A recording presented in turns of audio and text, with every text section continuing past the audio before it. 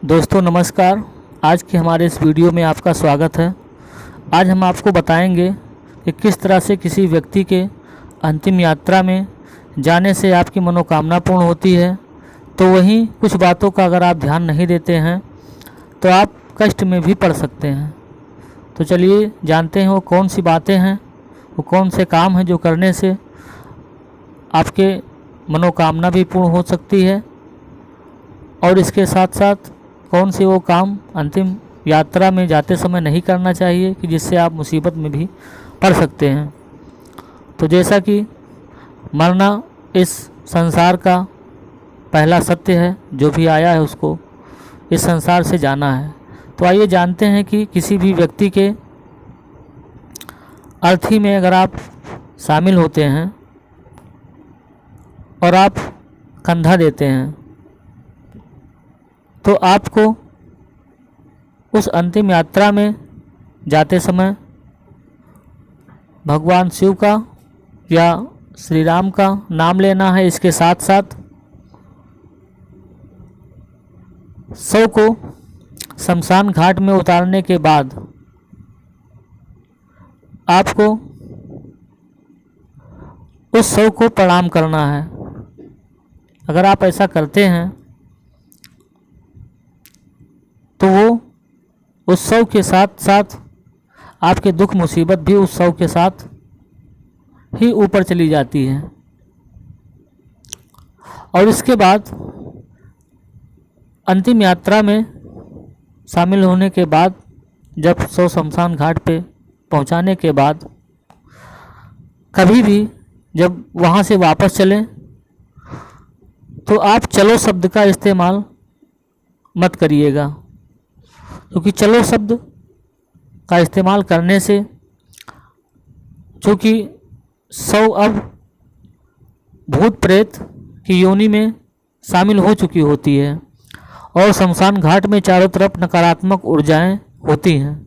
तो अगर आप चलो शब्द का इस्तेमाल वहाँ शमशान घाट में किसी को भी करेंगे तो वो नकारात्मक ऊर्जा वहाँ के भूत प्रेत स्वयं को भी समझ सकते हैं कि हमको कह रहे हैं कि चलो, तो आपके साथ भी आ सकते हैं।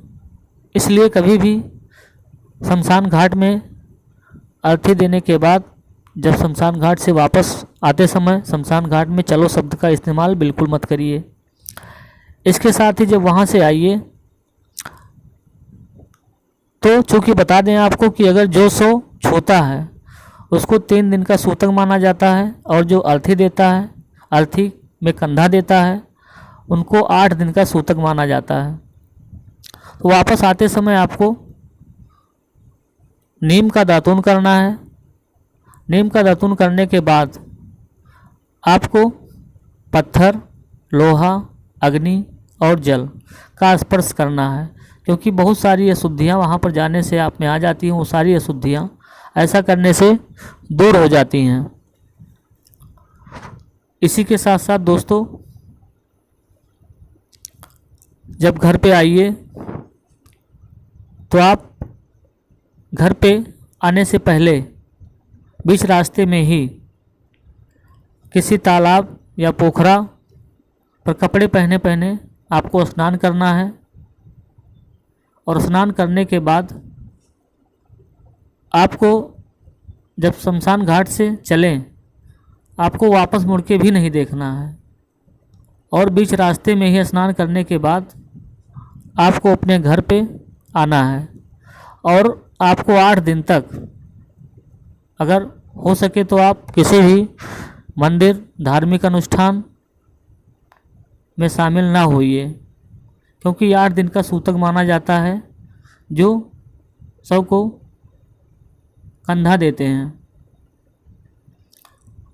और आपको बता दें दोस्तों कि ऐसे जिन भी बच्चों की शादी नहीं हुई है उन बच्चों को जो ब्रह्मचर्य का पालन कर रहे हैं उनको शव यात्रा में शामिल नहीं होना चाहिए। अगर वो जाते हैं तो उनका ब्रह्मचर्य खंडित हो जाता है।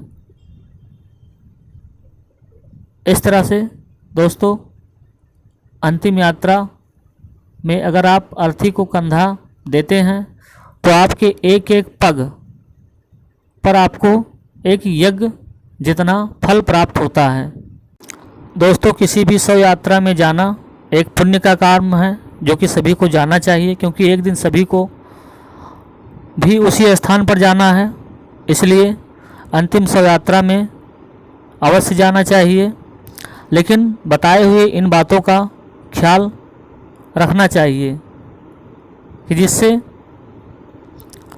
आपको कोई नुकसान ना हो और आपको उस शव यात्रा का पुण्य प्राप्त हो सके। दोस्तों, हमारे द्वारा दी गई जानकारी इस वीडियो में अगर आपको अच्छी लगी है तो वीडियो को लाइक कीजिए, शेयर कीजिए और सब्सक्राइब कीजिए, जिससे कि हम आप तक ऐसे ही जानकारी की वीडियोज़ आगे लाते रहें।